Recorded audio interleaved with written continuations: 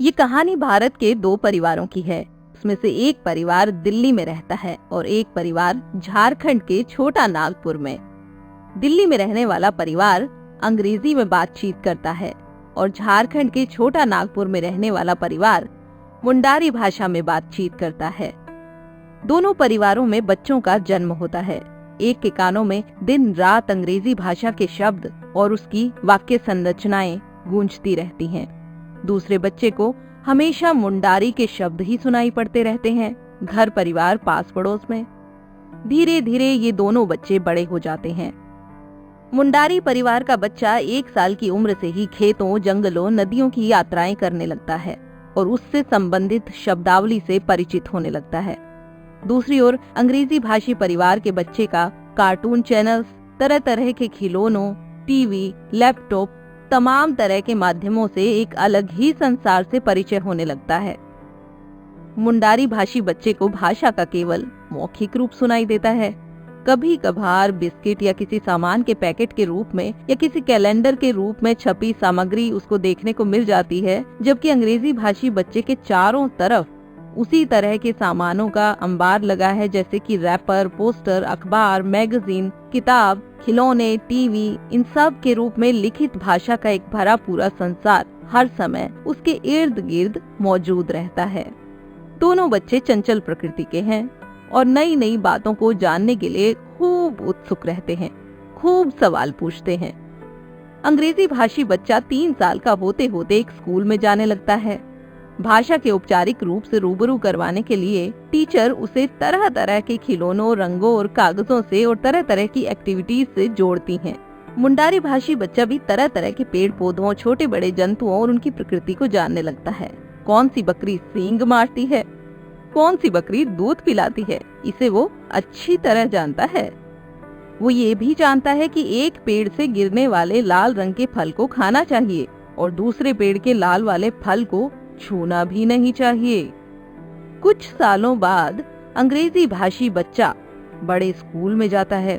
उसे उसी भाषा की किताबें मिलती हैं जिसको वो बचपन से सुनता पढ़ता आया है। उसमें लिखी बहुत सारी बातों को वो पहले से ही जानता है, जैसे कि पेंगुइन क्या होती है, अमेरिका के बारे में, कंप्यूटर के बारे में और साइंस के तरह तरह के प्रयोगों के बारे में। स्कूल में उसे वैसी ही बातें करनी होती है जैसी कि वो घर में किया करता था।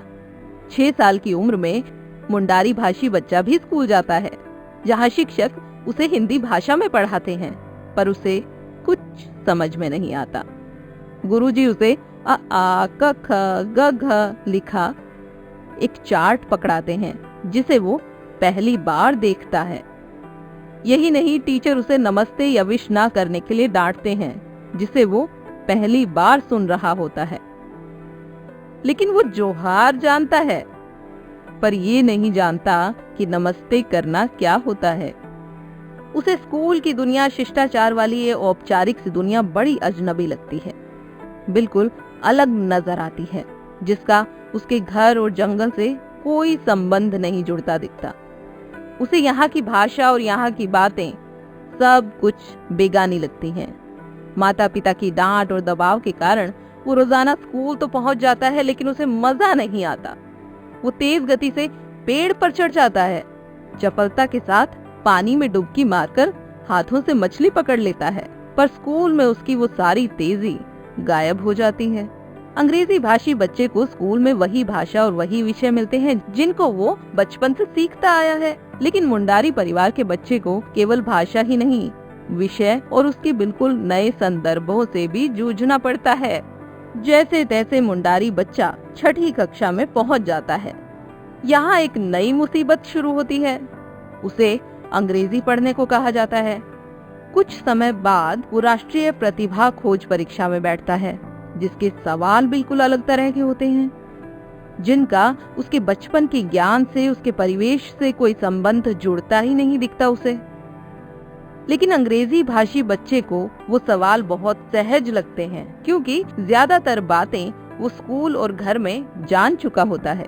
अंग्रेजी भाषी बच्चे को सब कुछ अंग्रेजी में मिलता चला जाता है, जबकि मुंडारी भाषी बच्चा जिसने सब कुछ मुंडारी भाषा में सीखा है, उसे पहले अलग तरह की हिंदी और फिर ऐसी अंग्रेजी सीखने में बहुत ऊर्जा लगानी पड़ती है जिसका संबंध उसके पहले के ज्ञान से जुड़ता ही नहीं दिखता। वो नए विषयों और नई संकल्पनाओं को समझने में सिर्फ भाषा के कारण असमर्थ हो जाता है। धीरे धीरे स्थिति ये बनती है कि एक बच्चा तेज बुद्धि वाला, प्रतिभाशाली और टॉपर कहलाता है और दूसरे बच्चे को मंद बुद्धि, नालायक, नकारा किस्म की उपाधियों से नवाजा जाता है। ये कहानी और आगे बढ़ सकती है, जिसमें बड़ा होने के बाद एक व्यक्ति समाज की नजरों में बहुत समझदार, विशिष्ट, देश दुनिया की बातों का जानकार वगैरह वगैरह कहा जाएगा, जबकि दूसरे के बारे में कहा जाएगा कि वो तो एक सामान्य सा व्यक्ति है, उसे ज्यादा कुछ नहीं आता, वो एक्सप्रेसिव नहीं है, उसके कम्युनिकेशन स्किल अच्छे नहीं हैं। दरअसल ये कहानी इस बात को पुष्ट करती है कि भाषा समाज में धीरे धीरे किस किस तरह की खाइयां पैदा करती है। तो क्या हम ये मान लें कि हमारे जीवन की दिशा हमारी भाषा से भी तय होती है? आपका क्या कहना है इस कहानी के बारे में हमें कमेंट सेक्शन में लिखकर जरूर बताइएगा। चलते चलते आपको बता दूं कि जिस मुंडारी भाषा का जिक्र कहानी में हुआ है वो मुंडा जनजाति द्वारा बोली जाने वाली भाषा है।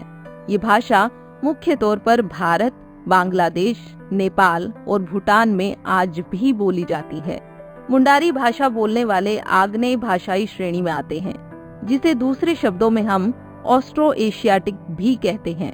कहानी आपको कैसी लगी कमेंट सेक्शन में लिखकर बताना मत भूलिएगा। कहानी अच्छी लगती है तो लाइक और शेयर करना मत भूलिएगा। मिलते हैं जल्द ही नई कहानी के साथ, तब तक के लिए शुक्रिया।